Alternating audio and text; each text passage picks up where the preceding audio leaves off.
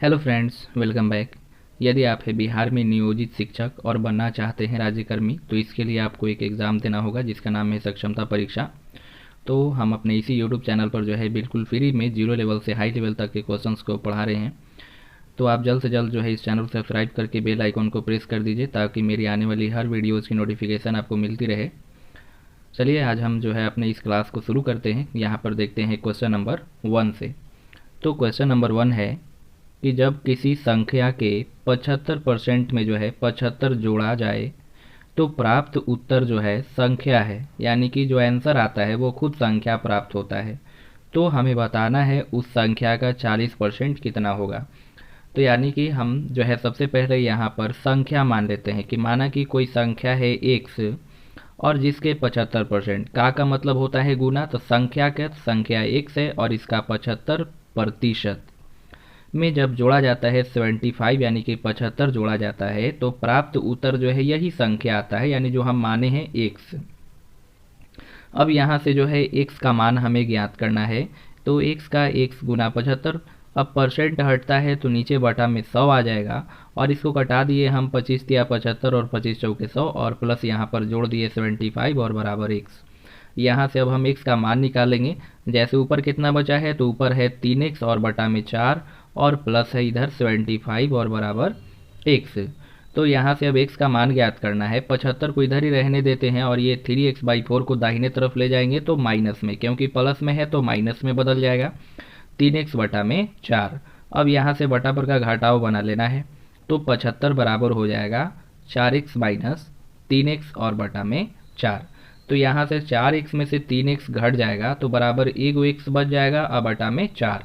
75 के नीचे कुछ नहीं है तो एक छिपा हुआ है। यहाँ से हमको x का मान निकालना है तो क्या करेंगे, हम x का मान निकालना है तो x में 1 से गुना करेंगे तो x आएगा। यहाँ तिरछा तिरछा गुना करा लेते हैं बराबर। अब 75 में 4 से गुना करेंगे तो हो जाएगा 300। तो x का मान निकल करके आ गया 300 और x हम क्या माने थे, संख्या माने थे। तो अभी संख्या निकल करके आ गया 300। अब हमको निकालना क्या है, तो देखिए क्वेश्चन में पूछा है संख्या का 40%। अभी सिर्फ संख्या आया है 300 और संख्या का 40% ज्ञात करना है।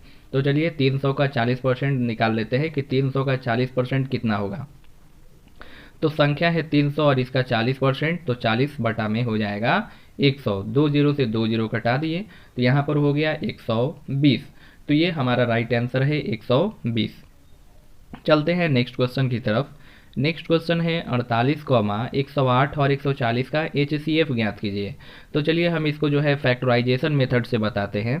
48 को हम इस प्रकार से लिख सकते हैं, जैसे इसको फैक्टराइज यानी कि गुणनखंड कर रहे हैं तो इसको हम 2 गुना 2 गुना 2 गुना 2 गुना 3 के रूप में लिख सकते हैं, क्योंकि हो जाएगा 2 दूनी 4 दूनी 8 दूनी 16 तिया 48। पूरा फैक्टराइज कर दिए। सेम इसी प्रकार से 108 को भी लिखेंगे तो 108 को 2 गुना 2 गुना 3 गुना 3 और गुना 3। तो 2 दूनी 4 4 तिया 12 12 तिया 36 और 36 तिया हो जाएगा 108।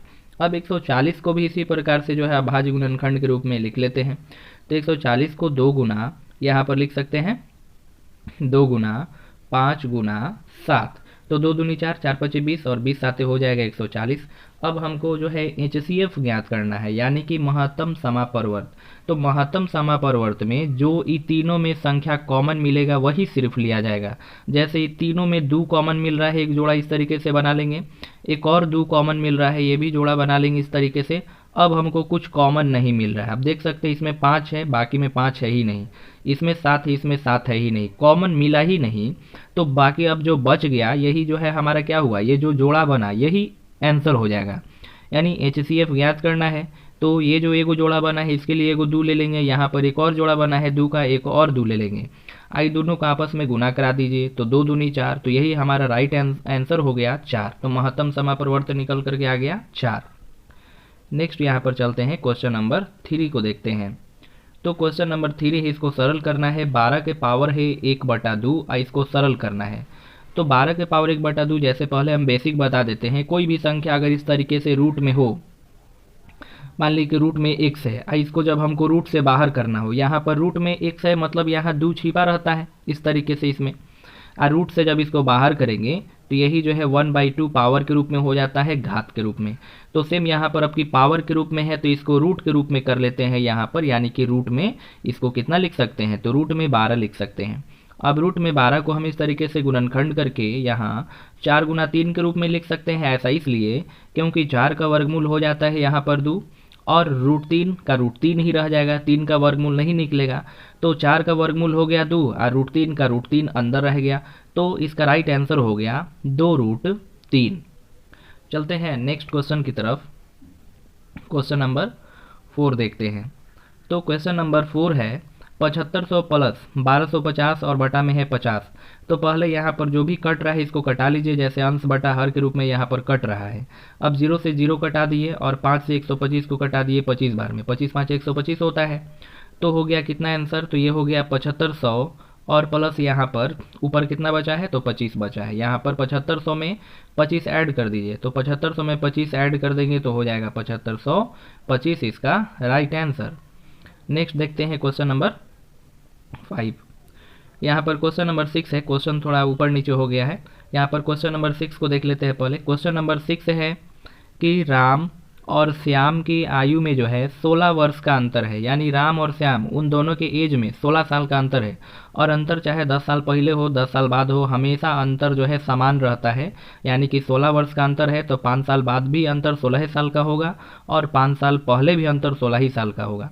तो यहाँ पर जो है हमको निकालना क्या है कि 6 साल पहले जो है राम श्याम से 3 गुना बड़ा था, यानी 3 गुना था आयु में। कौन, तो राम। तो राम की वर्तमान आयु हमको ज्ञात करना है।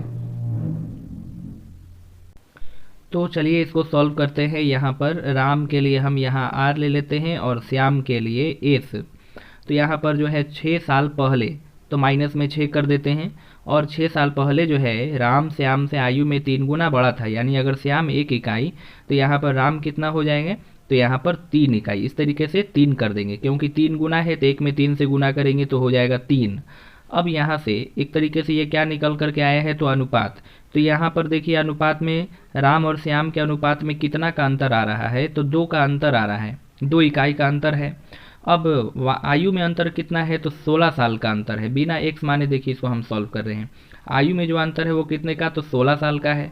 अब 2 इकाई का मान है 16, तो 1 इकाई का मान कितना हो जाएगा, तो 8 हो जाएगा। कटा देंगे इसको, 2 एकम 2 2 8 है 16, तो 1 इकाई का मान 8 हो गया। अब राम का वर्तमान आयु पूछा है तो राम में ले जाकर के यहाँ पर हम गुना करा देंगे, यानी कि 8 में 3 से गुना करा दीजिए तो 8 3 के 24। और ये ध्यान रखिए कि ये जो रेशियो है ये 6 साल पहले का है। अब वर्तमान में पूछा है अनुपात, यहाँ पर आयु जो है वर्तमान में निकालना है।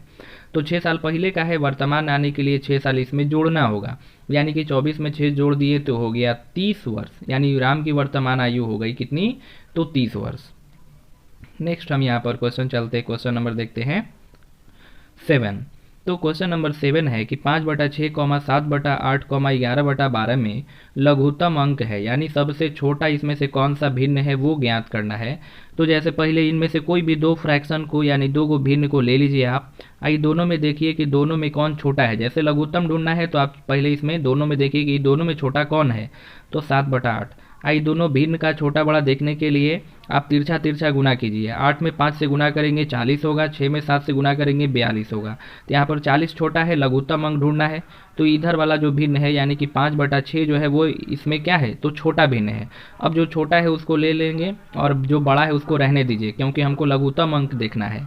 तो 5/6, अब यहाँ पर 5/6 जो आया है, 5/6 इसमें छोटा है और इसको आप छोड़ दीजिए 7/8 को। अब तुलना कराइए किससे, तो 11/12 से। आई दोनों में देखिए कि छोटा कौन है। तो यहाँ से फिर से हम तिरछा तिरछा गुना कर लेते हैं। 12 में 5 से तो 60 हो गया और 11 में 6 से तो हो गया 66। तो 60 छोटा है, यानी कि ये बड़ा है 11/12। तो ई तीनों में हमको पता चला कि 5/6 जो है ये तीनों में सबसे छोटा है, यानी कि लघुत्तम अंक है।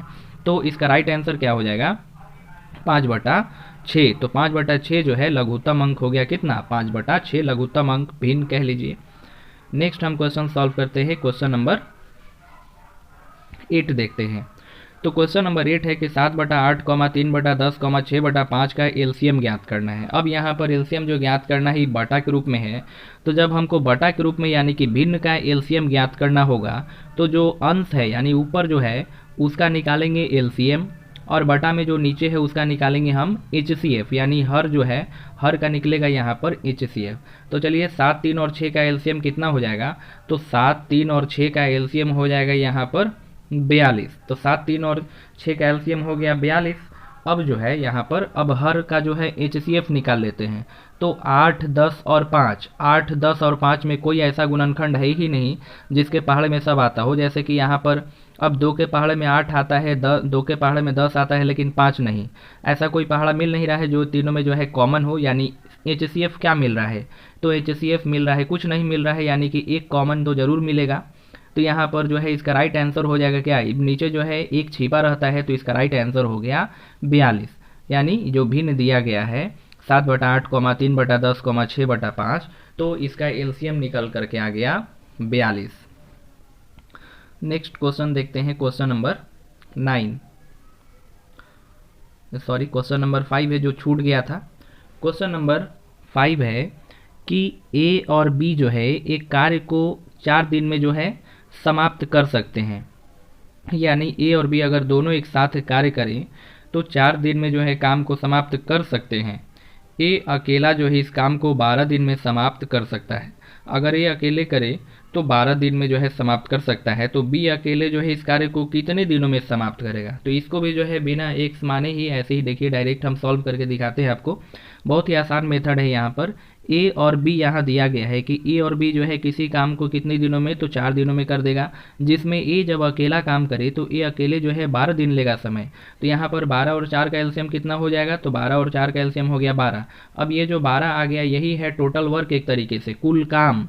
अब यहाँ पर क्षमता निकाल लेते हैं। जैसे 4 का पहाड़ा में यहाँ 4 है, ए और बी 4 दिन में कर सकते हैं, तो 12 में 4 से भाग दीजिए तो आएगा 3, 4 3 12। तो ये जो 3 आया है इस दोनों का क्या है, क्षमता निकल करके आया है, इफिशियंसी। अगर हम ए की क्षमता की बात करें तो 12 के पहाड़ा में 12 एक बार में आता है, तो अकेले ए का क्षमता कितना है, तो ए का क्षमता 1 है, और दोनों को मिला करके क्षमता कितना है, तो 3 है। हमको जो है पूछा है कि बी अकेले इस कार्य को कितने दिन में समाप्त करेगा। तो बी का क्षमता कितना हो जाएगा, यहाँ पर ए का जब 1 है और दोनों का मिला करके 3 है, तो बी का क्षमता हो जाएगा यहाँ पर 2।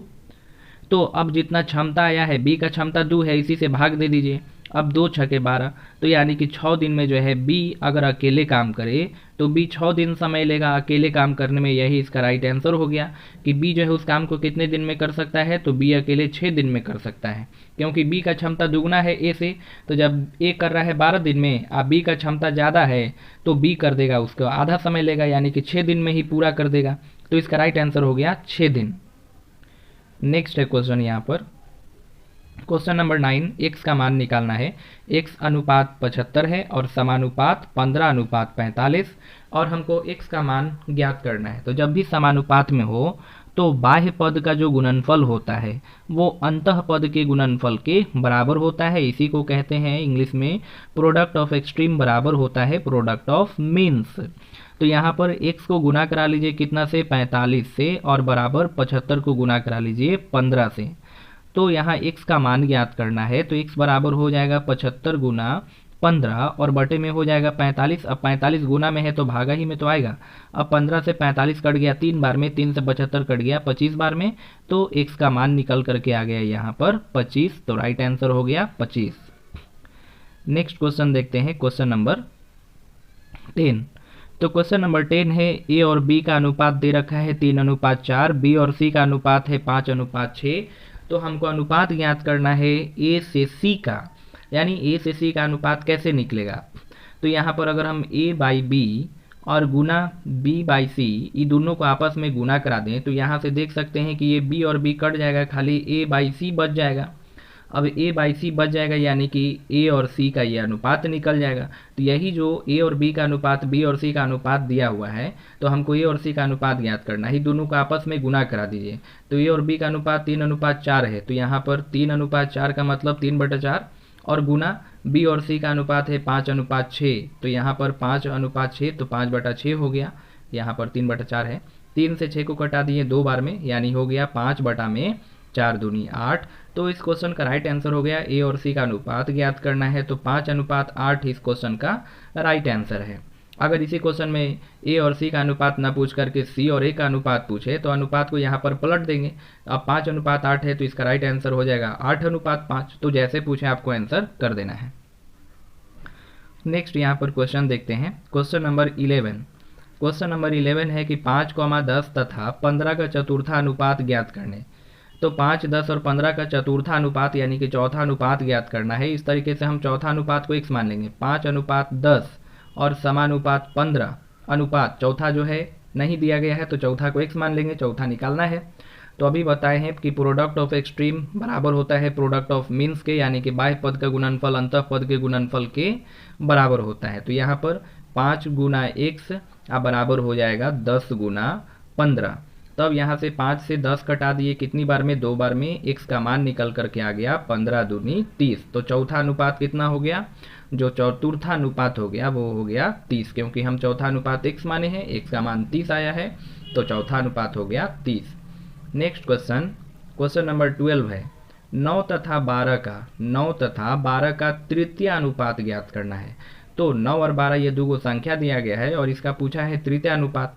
तो तृतीय अनुपात में जो सेकंड वाला जो नंबर दिया हुआ है, दूसरी जो संख्या है, इसको 2 बार यहाँ पर मध्य अनुपात के रूप में इस तरीके से 2 बार रिपीट करके लिखेंगे। 12 समानुपात 12 अनुपात और यहाँ पर x मानेंगे। तृतीय अनुपात ज्ञात करना है तो ध्यान रखिए कि जो दूसरा जो संख्या दिया हुआ है इसको 2 बार हमको जो है मध्य पद को यहाँ पर 2 बार रिपीट करके लिखना है और तीसरका को यहाँ पर इस तरीके से x मानना है और x का मान जो आएगा वही तृतीय अनुपात निकल करके आ जाएगा। तो यहाँ पर बाह्य पद का गुणनफल अंतः पद के गुणनफल के बराबर होता है। 9 में x से गुना करेंगे बराबर 12 गुना 12 इस तरीके से।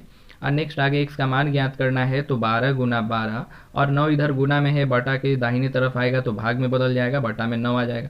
3 से 3 3 के 9, 3 चौके 12 कटा दिए, 3 से 12 कटा दिए 4 बार में।